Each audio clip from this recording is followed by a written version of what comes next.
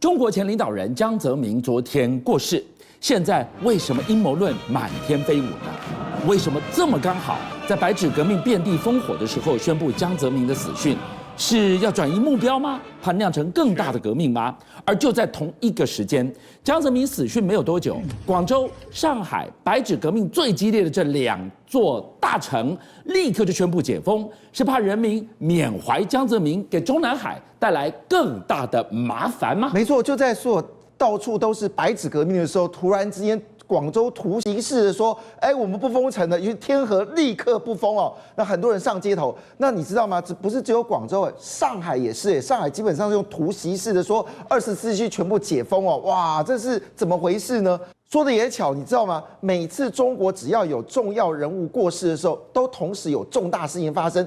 这一次有白纸革命的时候，突然之间宣布这个江泽民过世了。可是你印象很深刻吗？在1976年的时候，当时周恩来过世的时候，因为文革的关系，大家抗议文革太惨烈了，就发生了所谓的4·5事件。那么在1989年的时候，当时胡耀邦过世的时候呢，因为大家要民主跟法治，所以就有6·4天安门事件。大家巧不巧的是，这一次有白纸革命的时候，正好传出江泽民过世，那会不会有人用江泽民过世来发动新一波的事件呢？这件事当然是很在乎啊。所以呢，你看到这个江泽民过世的时候不得了了，这一次几乎所有的各个媒体，中国官媒全部大放送，应该说大讨论到这个江泽民过世的事情。那么事实上呢，各个入口网站呢都以黑白色的方式来显示哦，整个画面通通抽色变成黑白了。对。因为呢，大家很好奇哦，这件事情到底怎么回事？是不是转移焦点呢？那我们知道，不是只有官媒是这么做哦，事实上包括淘宝、京东，还有什么这个影视各种音乐平台，全都告诉你这件事，全部停掉所有的娱乐的新闻、广告，通通都没有，那么都是黑白的画面哦。那你知道吗？网络上搜寻哦，果不其然，江泽民的搜寻已经超过了那个白纸革命，非常成功。所以第一个是时间点怎么这么巧合？对，你看白纸革命轰轰烈烈、遍地烽火的时候，就告诉你江泽民前领导人过世了，大家转移注意力焦点，谁还在追索，谁还在搜寻什么白纸革命，大降低，这是其一。第二，江泽民的死讯。老实讲，传很久了，大家非常严肃的看待，不敢随便乱发啊。没错，这个宁可慢，不能抢快。是，可这个时间点，大家回头去看，他传这么久，2个月、3个月前发生的那个时候，会不会其实江泽民他已经不在了呢？所以就有个传言哦，其实江泽民可能早就过世了，只是这个讯息是没有发，官媒没发。那么选在这个时间发，其实有它背后的道理。为什么大家有这个怀疑？这个怀疑并不是很特别的事情，因为中国历届的这个领导人，即便他退休了，年纪再怎么大，只要有国家重要的庆典，他们爬也要爬上去。像我们看这一次，胡锦涛已经年纪这么大了，20大还是由习近平搀扶着进来，怎么样也要参加20大。那我们看到这一次哦，105岁的这个宋平哦，他也出现。你看这位老先生105岁了哦，他也出现了。但问题来了，才95岁的江泽民怎么可能没有出现呢？好，那我们知道，如果他真的说是现在过世的话，那这时间也拖太久了。因为呢，我们知道最近一次见到他是在2019年11的这个军演，他有在天安门上面去看整个70周年那一次，对不对？没错。哦，那个时候就是这段画面，已经要人家搀扶了。是的，这么盛大的盛会，好，我们亮起来给你看到的，这是江泽民最后一次公开露脸。那虽然看自己3年的时间呢，这中间有传出他的这个很多是死讯哦，为什么选在这个时候？所以大家严重的怀疑，是不是要用江泽民的事件来掩盖整个白纸革命的一个动作？加上你看各地立刻停止管控，让大家觉得到底中共在担心什么？好，那我问你，在过去10年习近平的任内，打老虎、打贪、肃贪，大家都讲说习江的对决，他铲掉了多少江派的势力？大家从来没有像此刻一样。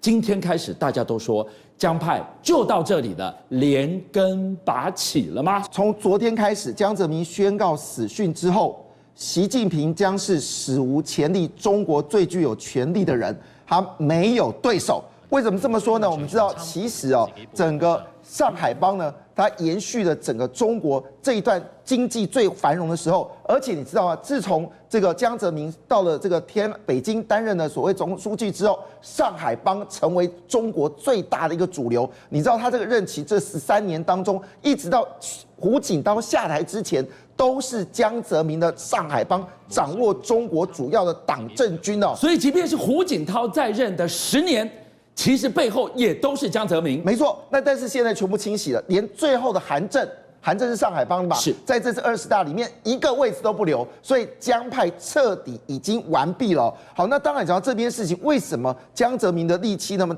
么大呢？主要原因是他在过去，他虽然已经下台了，可是呢，他的太子党基金还是占有中国一席之位，其中最著名就是博裕资本。不过最近传出来，博裕资本呢已经转移到新加坡了。为什么转移新加坡？它里面所有高阶的主管全部转到新加坡的这个新加坡籍。为什么要这么做呢？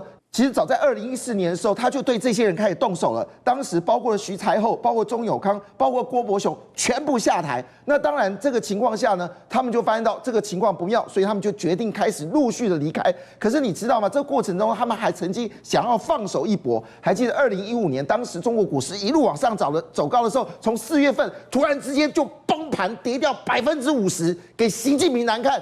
当时的习近平吓到了，因为整个金融业、房地产在那时候就发生第一次的房地产的危机。当然，这个习近平不是省油的灯，他很安稳的处理完这个事情的时候，他把肖建华逮到，那当然就代表的事情是他跟江派在所谓的财经部分正式决斗。今天是第2天，传出江泽民死讯的第2天，在中国网络现在兴起一股缅怀江泽民美好年代的这样的言论跟这样的一股风。为什么？那曾经是经济最繁荣的一段时光，而对比现在习近平的清零，整个经济躺平开倒车。今天我们要来看到是立刻闪电解封这件事，这个决定解得了民怨吗？好，这是一个很大的问题。如果民众一直在怀念江泽民的话，这对习近平来说一定会形成压力。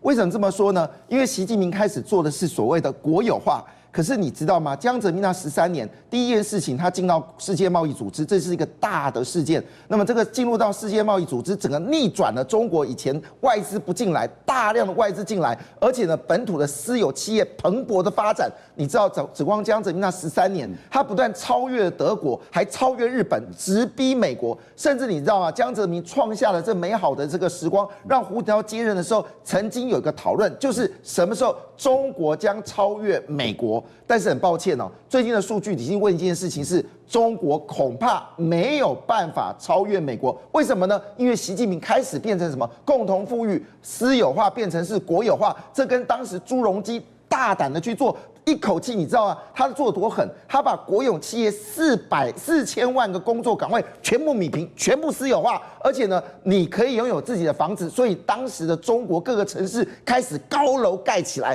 全世界看到中国各个城市正在蓬勃的发展。好，杰明刚刚提到的，其实还只是上半场，到了下半场，我们看到了整个疫情一袭来，挡都挡不住的情况之下，封控。